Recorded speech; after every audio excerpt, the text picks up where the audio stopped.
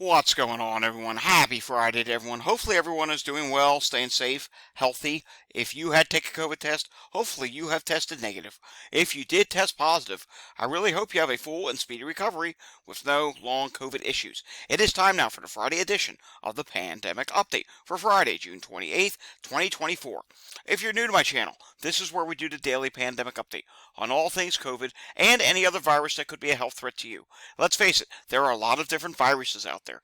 Each of them carry a various different health risks, and I bet a lot of people just don't even know what is in circulation right now. If I told you COVID is in heavy circulation around a good chunk of the world right now, would you believe it? Did you know that?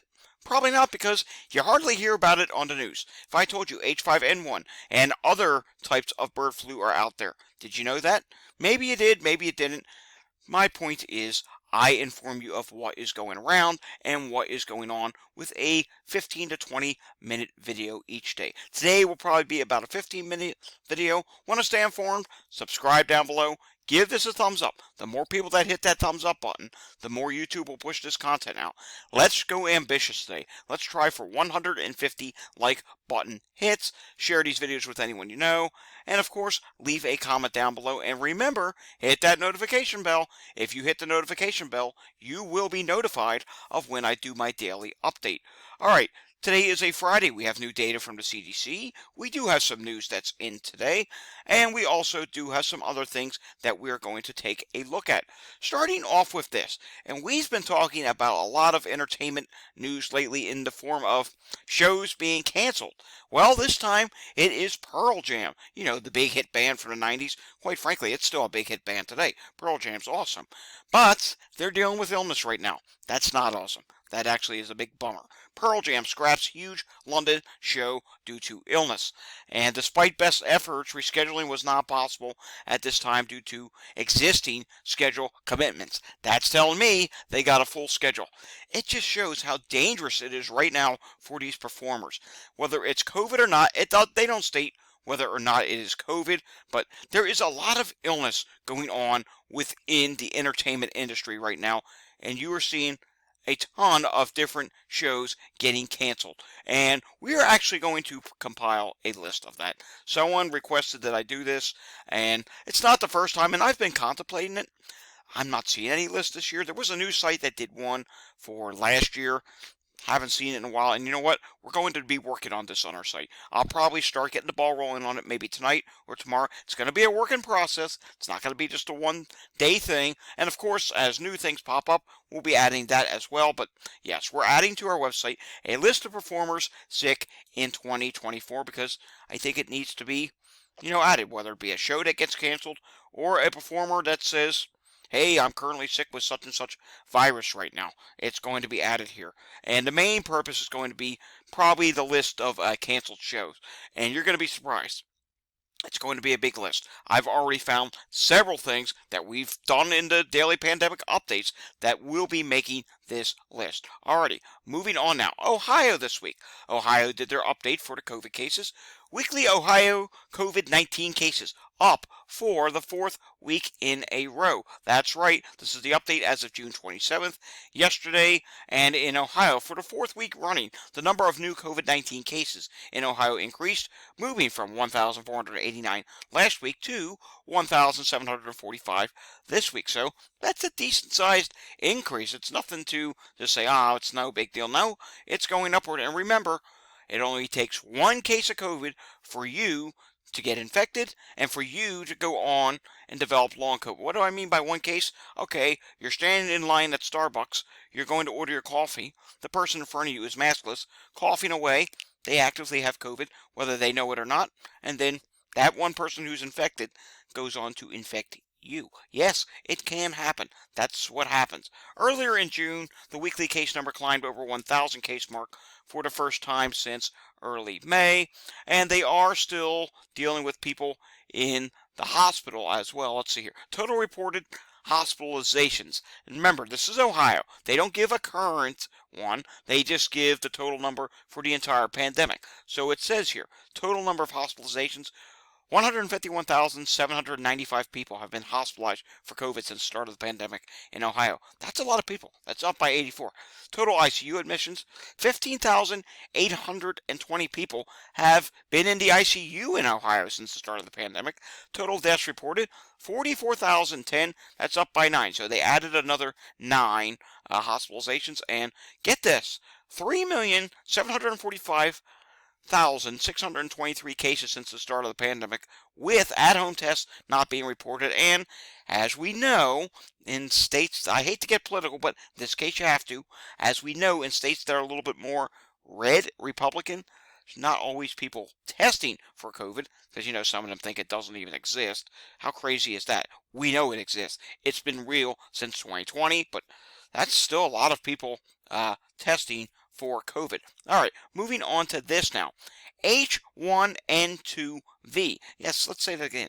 H1N2V. Never said that on the channel. There are so many different types of bird flu. H blank H. H1N1, H1N2, H5N1. I mean, on and on it goes. Eventually, I'm going to do some research and learn about every single one of these, and maybe what we find, we'll just do a video on that. It's crazy, but here in Pennsylvania, 2 more people have been infected with this. I did tweet this out. You can read all the details and the whole story on that. So, yeah, that's interesting. Yet another strain of bird flu, or another type of bird flu, is on the spread in Pennsylvania. Alrighty, moving on to this now. This is over in the Netherlands. A 5th baby has now died from whooping cough in the Netherlands as outbreak continues. Yikes, that is not good. Let's take a look at today's pollen levels in the United States. 52% of the country is in low to medium status. You can see there is some yellow in the Northeast, also in the Plains and the West Coast. There's still some orange in Oregon. Taking a look at what's going on with air qualities around the country, and it's kind of a mixed bag. It's starting to deteriorate a little bit from the Carolinas on northwestward back to the Great Lakes, and on back west to Missouri, Arkansas, Louisiana, and Texas. I mean, not terrible, but it is starting to get worse. And we do note this. I do see here that in the Carolinas, Greenville, South Carolina, Asheville, North Carolina, the air quality is a little bit worse there. I want to know. I'm going to do some investigating. Maybe there is a wildfire starting there? I don't know. It's been fairly dry down there, and I'm hoping that's not because of a wildfire. Oh, in California, your typical hotspots do exist. It'll eventually load up.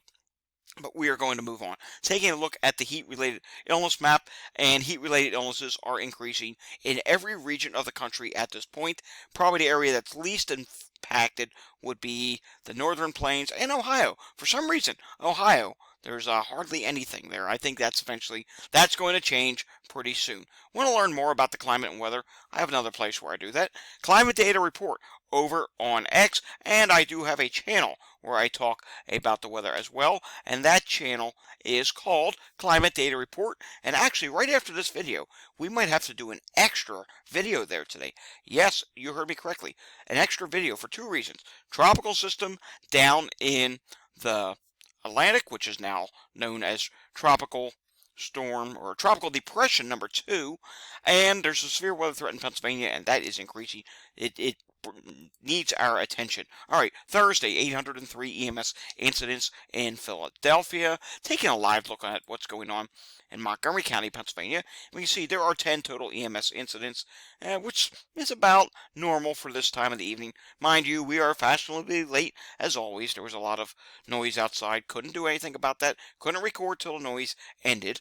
So we can see here at the 6 o'clock hour, there were 10 calls, and we do note that there are a couple of respiratory calls. What's going on in Chester County? Chester County does have a few calls, one of them being a sick person, and a few other things going on at this time. Alrighty, moving over to Walgreens. Walgreens this week, the national positivity rate is 34.1%. That is up from the previous week's positivity rate. All right, drum roll please. New data from the CDC. Let's start off with this, which is wastewater. And we do see here that it's kind of a mixed bag of things. While the number of low sites, these dark blue sites, they're down once again. There's still 325 of them. The majority of any of these blue sites is in the Northeast and the Great Lakes region. So in other words, the Northeast and the Great Lakes haven't really gone full-blown COVID wave yet.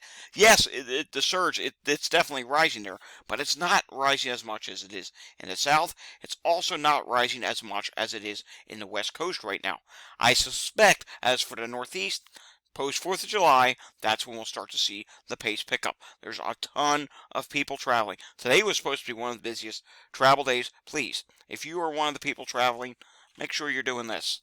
You know, these things. I know we hate talking about this, but you have to. You have to continue to mask. I'm seeing videos on TV of airports being absolutely packed, and I still do rides from time to time, private rides, and I take people to the airport. The airports are absolutely jam-packed. Travel, it's clearly has not slowed down. They say the economy's bad, maybe, but I don't notice it when I have to take visits to the airport. It's absolutely insane. Please be careful and mask up. Please stay safe. And if you can, if you happen to have an AirNet meter, let me know what the air quality level is at your airport or in the airplane. I would love to know. All right, moving on to this now, taking a look at new data from averages. So what happens here with this map is, which I just refreshed, is take for example Utah.